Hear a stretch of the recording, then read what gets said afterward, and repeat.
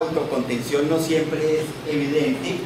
La conectividad entre los sistemas puede darse de muchas maneras. Por ejemplo, aquí tendríamos tres niveles jerárquicos de organización. El nivel inferior, las bolitas negras, y tendríamos que entre ellas establecen distintos patrones de interacción.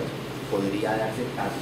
Incluso una podría estar afectando a un nivel superior, etcétera, y las relaciones entre los niveles podrían haber relaciones de superposición, sobrelapamiento, etcétera, distintos tipos de relaciones, pero digamos que por simplicidad teórica en el modelo, pues podemos quedarnos con la idea de este. Este es el enfoque que yo planteo y que discuto en mi libro, que aquí tenemos un problema. Es decir, hemos tenido discusiones biológicas que toman distintos nombres y matices a lo largo de la historia. Externalistas contra internalistas, holistas contra reduccionistas, estructuralistas contra funcionalistas. Rompiendo esas taxonomías, lo podemos ver en los niveles de organización jerárquica. Aceptamos que existe la organización jerárquica, y ahora ¿cómo la abordamos? Entonces, cuando se miran desde arriba, como si yo, científico, el observador, el filósofo, lo estuviera mirando desde el nivel de organización superior, pues él ve un sistema autocontenido, y en esos casos los que hacen ese tipo de análisis, la pregunta central es ¿cómo funciona? ¿Cómo hace esto para funcionar teniendo varios niveles? Generalmente se asume que como hay un todo organizado, hay una ley, hay una restricción, y eso debe estar explicando su funcionamiento. Entonces se asume a priori que existen leyes, que es posible hacer la reducción a los niveles moleculares. Muchas de estas visiones justificaron justamente la idea reduccionista de la biología molecular, porque se asumía que esa ley que existe a priori en los sistemas biológicos reside en las moléculas, y entonces eso iba a explicar por qué funciona la jerarquía, no por qué aparece, sino por qué funciona. Acuérdense que la formulación del dogma central de la biología molecular de Crick es hecha con esa idea. El funcionamiento del ser vivo se debe a la expresión de los genes que están en el nivel inferior, porque ellos ya llevan la ley de ese funcionamiento, no se está preocupando cómo apareció. Y por último, entonces, hay una serie de condiciones que desde arriba determinaron ese comportamiento de los niveles inferiores.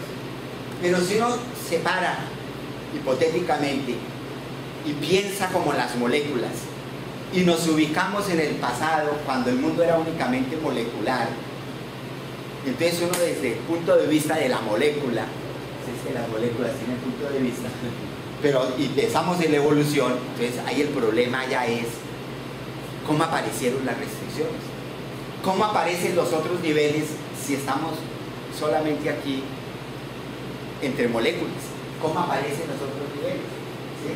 Lo único que se asume a priori son las leyes del movimiento, las leyes mecánicas del movimiento.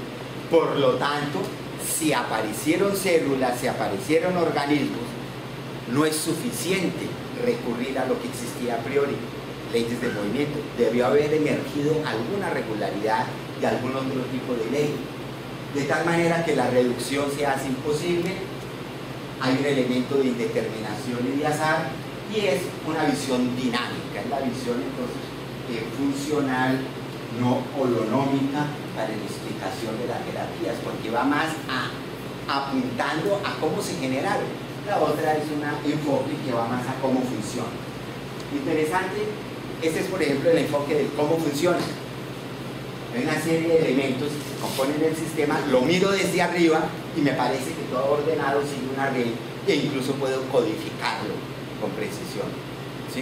Es como cuando uno sube a una montaña y ve la ciudad como un sistema ordenado, bonito, pero quien está en la calle vendiendo helados y pasando las avenidas no la ve tan bonita, la veo como un lugar difícil para desempeñarse.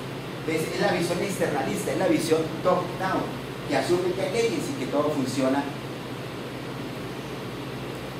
Entonces, el externalismo es un observador externo, es incluso se remonta a la metáfora de la plaza, el demonio de la plaza. Pero en la metáfora internalista son sistemas que se autoorganizan y están generando nuevos niveles. Entonces aquí el observador no existe como una entidad externa. Aquí el observador es uno de esos niveles. Lo que llamamos individuo es el propio observador que establece mediciones, interacciones, acoples estructurales y va emergiendo el nuevo nivel, y su registro estructural del mundo circundante no aspira a ser un registro completo. Hay muchos interrogantes ahí. La información que se maneja es la que le permite controlar sus funciones y establecer las interacciones, pero no tiene la pretensión de estar dando una visión completa. Es más la dinámica del proceso.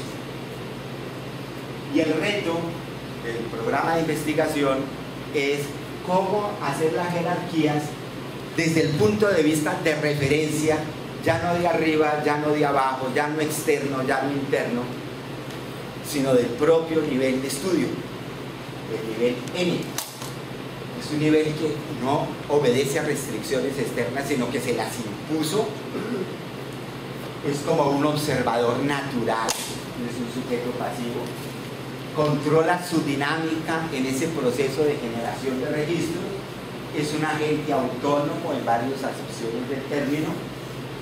Tiene propósitos e intenciones, que es acceder a la fuente de energía para poder seguir manteniendo su proceso, es el único proceso. Y hay unas metáforas también informacionales derivadas de la metáfora del demonio de Maxwell, que no vamos a detallar aquí, que los trabaja como sistemas colectores y usuarios de la información, es decir, manejan elementos del entorno que para él se vuelven significativos porque le permiten utilizarlos para identificar la fuente de energía que mantiene el sistema funcionando y le permite su reproducción. Bueno, hasta aquí la propuesta teórica, pero estas visiones jerárquicas se enfrentaron toda la vida con problemas. Recientemente Daniel Machea nos cita unos en los cuales él se remite a Rudolf Leuckart en el siglo XIX, donde ya hablaba que era un problema definir la individualidad y que la organización jerárquica que yo les planteaba del mismo Weismann podría ser problemática porque no sabemos bien dónde está el individuo, lo uno lleva a lo otro. En la visión de Machea, por ejemplo, dice: de una célula yo puedo llegar a un conjunto de células integradas que llamo organismo, pero eso pasa por una ontogenia, es decir, no es únicamente agruparlas y meterlas, ¿sí? No es únicamente meter las muñecas chiquitas dentro de la grande, ¿no? Sino que es que la muñeca chiquita se está desarrollando en el proceso de generar la grande, ¿sí? Entonces es una visión complicada, y entonces él habla que esas agregaciones, por simplicidad, van generando diferenciaciones internas. Por ejemplo, la célula eucariótica la hemos simplificado gracias a Margulis como un agregado de procariotes preexistentes, mitocondrias, bacterias anaerobias, bacterias clorofíceas, etc. Y resulta que no. Además, la célula eucariótica desarrolla sus propias estructuras como los microtúbulos, retículos endoplasmáticos, diferenciaciones internas que le permiten la coordinación de aquello que se integró. Entonces no es simplemente reunir y pegar, ¿no? Y ahí entrarían los órganos. En el proceso de diferenciación celular, para formar el organismo se van generando sistemas de órganos circulatorios internos que no preexistían como órganos. Y eso es una idea interesante porque ahí yo veo la semilla del esfuerzo de integrar las jerarquías de desarrollo, es decir, las específicas de especificación con las escalares.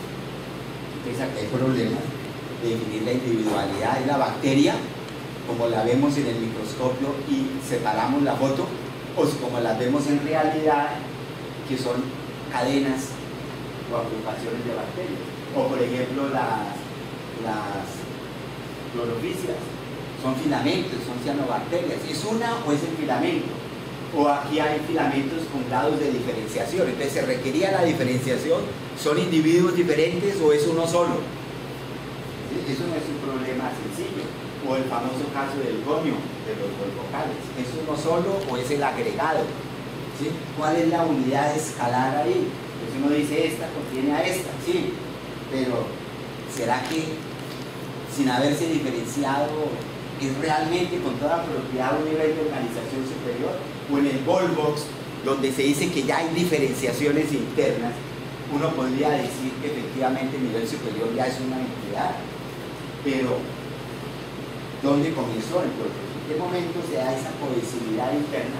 O por ejemplo los abanicos de coral, que en últimas son asociaciones holobióticas, es decir, tenemos las células coralinas, las algas simbióticas que establecen relaciones estrechas con ellas, tenemos la comunidad de dinoflagelados fotosintéticos que hacen parte, y todo se selecciona como una unidad, y las partes del uno ayudan a la regeneración de las otras. Entonces, ¿dónde está la unidad? En las partes, en los grupos taxonómicos independientes que la conforman, en la comunidad. O sea, no es fácil definir la unidad. Las colonias de insectos, eso ustedes lo conocen muy bien, o las agrupaciones de animales sociales, donde se generó.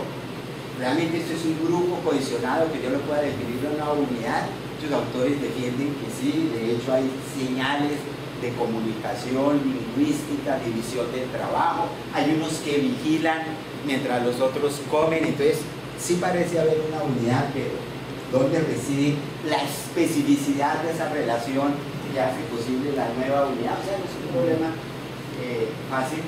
Entonces aquí Max ya pone distintos niveles, que son básicamente los mismos que he mencionado, planteando donde uno estaría tentado a ubicar un nuevo nivel de organización biológica.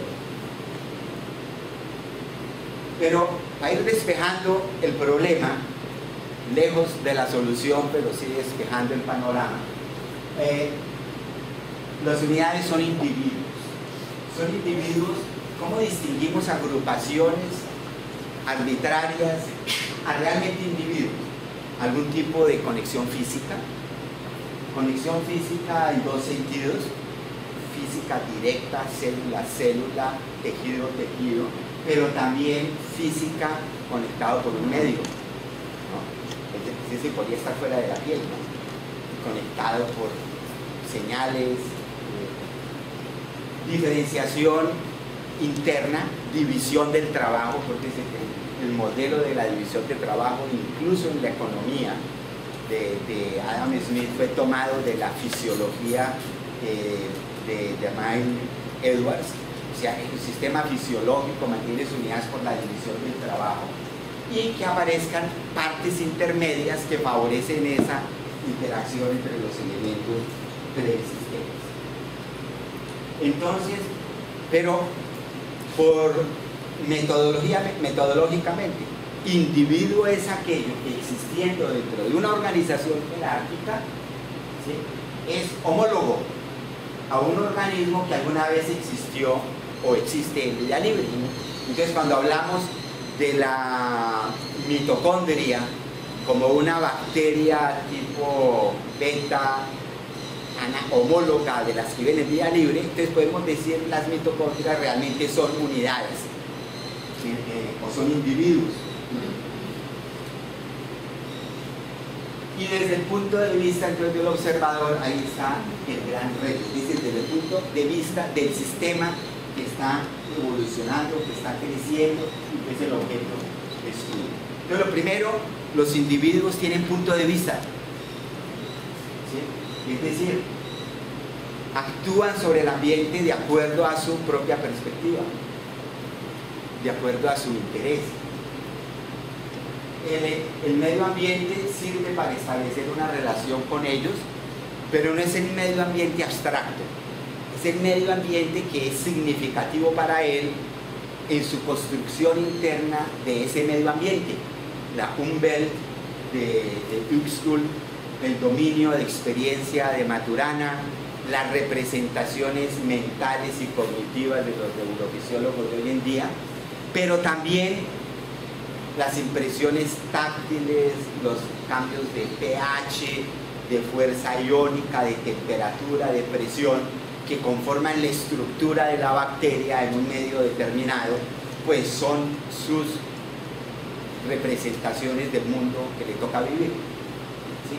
De tal manera que aquí necesariamente entramos con un componente semiótico de significación.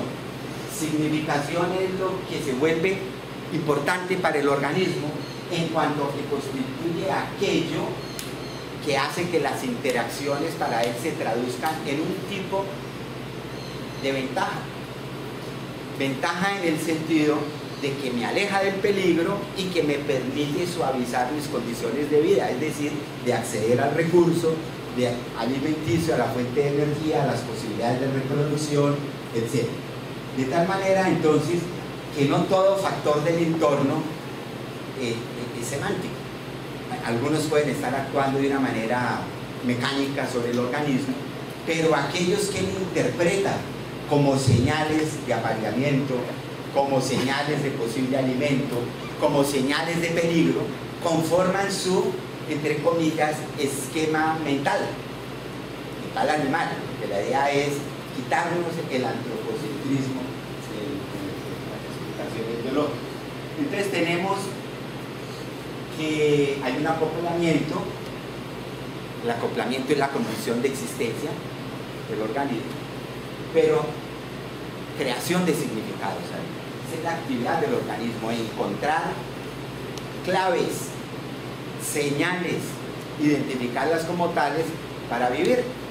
Es decir, las ardillas que rompen las nueces, pero que para eso aprovechan el paso de los tractores o de los vehículos, como ha ocurrido en Australia, ¿no? Es decir, los vehículos no evolucionaron con las ardillas, eso es una construcción tecnológica posterior, pero algunas ardillas cayeron en cuenta de que si esperaban a que pasara el vehículo, ellas se ahorraban el trabajo de tener que romper las nueces.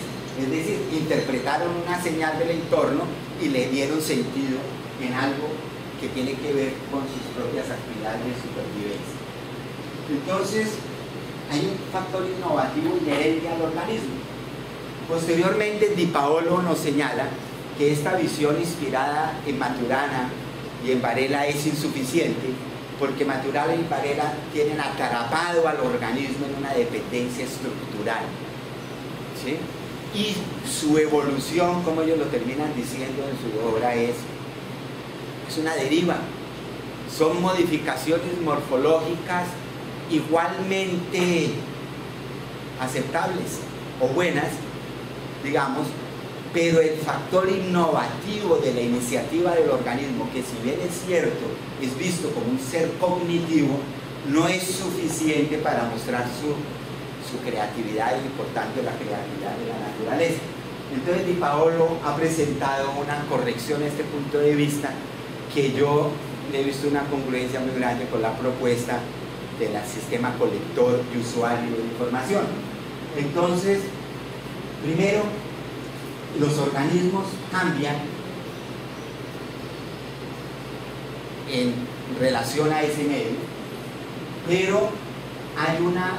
¿Qué es lo que cambia? Dos cosas: la dinámica interna y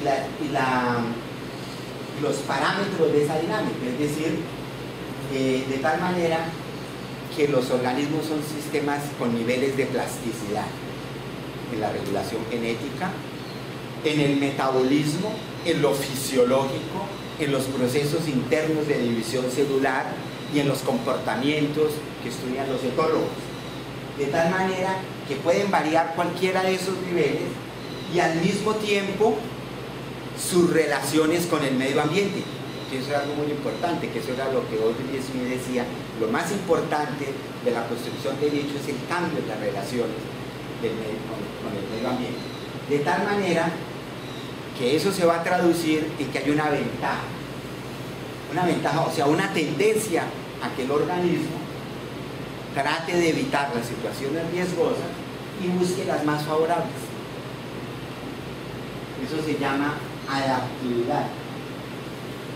Una manera de verlo, esta es una modificación que hice de lo de Kotler sobre el comportamiento de ratas, pero la idea es que en un momento particular del desarrollo, un sistema está determinado por muchos niveles. Aquí son todos niveles funcionales actuando permanentemente. Entonces, cuando se habla genético y molecular, aquí ya como que se nos rompen las jerarquías en las que estábamos pensando, porque lo metabólico está mediado por moléculas y lo genético también, ¿sí? Pero aquí estamos hablando entonces de procesos metabólicos que condicionan la activación o reproducción de genes, condiciones fisiológicas que según la altitud estimulan la producción de eritropoyetina y por lo tanto producción de glóbulos rojos, o condiciones de medio ambiente que facilitan la regeneración parcial de órganos y por lo tanto de divisiones celulares permanentemente reconstituyendo la autogenia y la diferenciación celular en el organismo, y comportamientos externos, de tal manera que tenemos que los niveles se retroalimentan de abajo a arriba, de arriba a abajo, permanentemente. Pero el resultado, ¿cuál es? Ajustes en uno de esos niveles que permite entonces que el organismo en últimas tienda a evitar el riesgo, por lo menos a evitar el riesgo, o buscar alguna situación más favorable para él, una respuesta más favorable. De tal manera que crean significado. Es decir, si en el ajuste metabólico el organismo, la bacteria que degradaba glucosa comienza a degradar lactosa, la lactosa comenzó a ser parte de su mundo, pero como algo significativo. Si no, no, podía existir la lactosa y era indiferente. ¿Sí? De tal manera que el organismo sí tiene su verdadera actividad e iniciativa. Y esto se expresa en la relación asimétrica organismo-entorno. Es decir, el agente es un sistema autónomo capaz de regular adaptativamente su acoplamiento con el entorno. Esto ya es un refinamiento de la idea clásica de Kuhn, cuando habla que sensores, efectores son sujetos de posible regulación, pero ahora los datos experimentales de observaciones fisiológicas, comportamentales, que permiten mostrar que los rangos de percepción de los sentidos, los rangos de las impresiones externas, la intensidad de las respuestas pueden ser reguladas por el mismo organismo. Y eso es lo que da la base del acoplamiento. Entonces el sistema va definiendo su propia individualidad. La individualidad no se asume como punto de partida, es algo que se define en las interacciones permanentes y se ajusta permanentemente. Hay una asimetría interaccional entre el organismo y el entorno.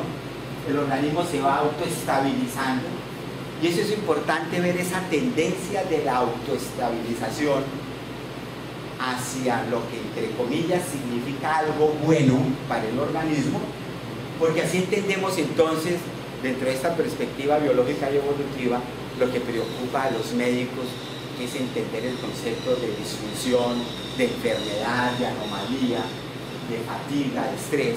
Pues esos conceptos tienen sentido semántico justamente en relación a la tendencia espontánea a la actividad, es cuando eso no funciona bien. Y al mismo tiempo, entonces, se trata de sistemas que no solamente son autopoyéticos, se autohacen, se autoconstruyen, sino que también construyen sentido, le dan sentido a las cosas para él. O sea, los factores del medio no son bits de información que están por ahí, así como hay otros bits de información que estarían en los genes, sino es mediado por la construcción de sentido, que esa información realmente es significativa para ellos.